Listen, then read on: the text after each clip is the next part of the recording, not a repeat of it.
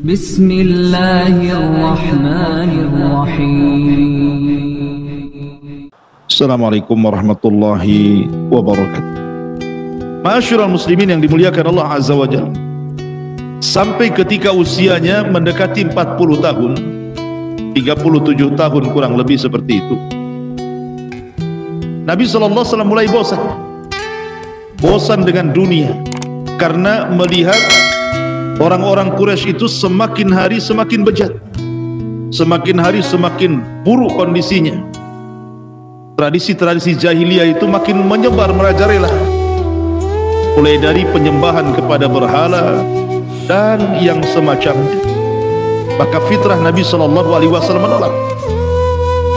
Dari situ Nabi SAW yuhibbu tahannut, mulai suka menyendiri. Terkadang dia pergi ke Muzdalifah 1 bulan, terkadang dia pergi ke Mina, terkadang dia pergi ke tempat-tempat untuk tafakkur. Sampai ketika usianya di usia 39 tahun 6 bulan, disitulah Nabi SAW dikejutkan dengan mimpi kafalaki subhi. Mimpinya itu seperti falak subuh. Artinya selama 6 bulan sebelum Rasul diangkat jadi Nabi itu selalu mimpi malamnya. Anehnya malamnya mimpi, besoknya kenyataan mimpi. Ketika genap usianya di 40 tahun, maka Nabi SAW bermimpi. Dalam mimpinya didatangi oleh seseorang jelmaan dari malaikat, kemudian membacakan ayat Al-Quran di dalam sebuah gua. Maka rupanya mimpi ini menjadi sebuah kenyataan. Tepat di usia 40 tahun, Allah Subhanahu wa ta'ala memberikan nikmat kepada Rasul, nikmat yang sangat besar. Nikmatun nubuwwati war risalah, nikmatun nubuwwati war risalah. Nikmat kenabian dan nikmat risalah. Jadi suatu ketika Nabi SAW tepat di bulan Ramadan, Nabi SAW sudah 1 bulan tahannut, beriktikaf di dalam gua yang disebut dengan Gua Hira. Disitulah Nabi SAW tafakkur. Tiba-tiba ketika dia sedang tafakkur, datang malaikat Jibril dalam bentuk manusia. Masuk dia ke dalam gua, kemudian mengucapkan salam, Assalamualaikum ya Muhammad. Nabi bingung, karena Nabi tidak kenal dia. Maka Jibril tiba-tiba setelah salaman memeluk Nabi SAW dengan sangat erat sekali. Kemudian Jibril mengatakan di telinga Rasul SAW, Iqra ya Muhammad. Maka Rasul mengatakan, Ma'ana biqari, aku tidak bisa baca. Tapi Jibril kemudian kedua kalinya menyebut Iqra dengan mengeraskan lagi pelukannya dan mengatakan, Iqra ya Muhammad.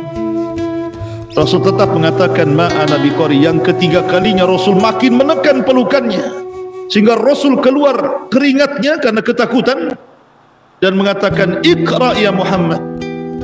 Nabi SAW mengatakan ma'ana biqari. Subhanallah, kedua pemimpin langit dan pemimpin bumi berpelukan di sini. Sangat indah sekali. 3 kali Jibril mengatakan ma'an Iqra, dan Rasul 3 kali pula mengatakan ma'ana biqari, ma'ana biqari. Akhirnya Jibril pun kemudian mentalkinkan kepada Nabi SAW, Iqra bismi rabbikal ladzi khalaq, khalaqal insana min 'alaq, Iqra wa rabbukal akram, alladzi 'allama bil qalam, 'allamal insana ma lam ya'lam. 5 ayat dalam surah Al-Alaq.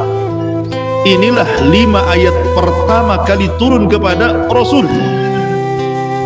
Dari surah Al-Alaq yang sebelumnya belum pernah Quran turun kepada Nabi SAW, dan itu peristiwanya tepat di malam Lailatul Qadar. Makanya Allah Subhanahu wa taala berfirman, "Inna anzalnahu fi Lailatul Qadar." Sesungguhnya kami turunkan Al-Quran di malam Lailatul Qadar. Ma'asyiral muslimin yang dimuliakan Allah Subhanahu wa taala, setelah turun surah Al-Alaq 5 ayat pertama ini, resmilah Rasul diangkat menjadi nabi dengan turunnya surah Iqra atau Al-Alaq. Setelah kejadian ini, Nabi SAW ketakutan manusiawi. Maka Nabi SAW pulang dalam kondisi ketakutan. Dia datang kepada Khadijah, kemudian mengatakan kepada Khadijah, "Wahai Khadijah, selimuti aku, wahai Khadijah, selimuti aku." Maka Khadijah pun kemudian menyelimuti Nabi SAW setelah peristiwa itu. Kemudian Khadijah memberikan ketenangan kepada Nabi SAW dan mengatakan, "Kalla wallah ma yuhzikallahu abada." Wahai suamiku, peristiwa ini jangan kau pikirkan. Ini bukan peristiwa yang akan menghinakan dirimu. Bahkan peristiwa ini demi Allah, Allah tidak mungkin menghinakan dirimu. Kamu ini orang baik. Dihiburnya Nabi SAW sampai Rasul tenang. Cukup sampai di sini? Tidak. Khadijah ingin memastikan kepada Rasul peristiwa ini kepada saudaranya Waraqah ibn Naufal. Maka berangkatlah Khadijah dengan Nabi SAW menuju Waraqah ibn Naufal. Waraqah ibn Naufal ini seorang hanif yang mengikuti ajaran Ibrahim alaihi salatu wassalam, dan dia masuk agama Nasrani dan memperdalam Nasrani, sehingga dia tahu, paham tentang kenasranian. Lah Khadijah membawa Rasul menghadap Waraqah untuk mengkonsultasikan peristiwa itu. Datanglah Nabi SAW kepada Waraqah ibn Naufal dan juga Khadijah.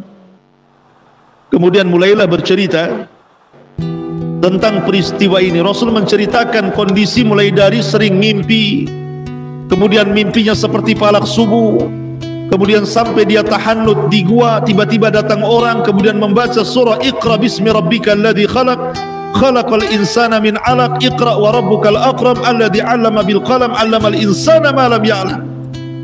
Ketika Rasul membaca 5 ayat surah Al-Alaq, tiba-tiba Waraqah ibn Naufal menangis. Kemudian Rasul mengatakan, "Kenapa saudaramu menangis, wahai Khadijah?" Kata Khadijah, "Biarkan saja, nanti dia akan mendatangkan dengan kabar yang telah terjadi dengan." Maka tiba-tiba kemudian Waraqah ibn Naufal mengatakan,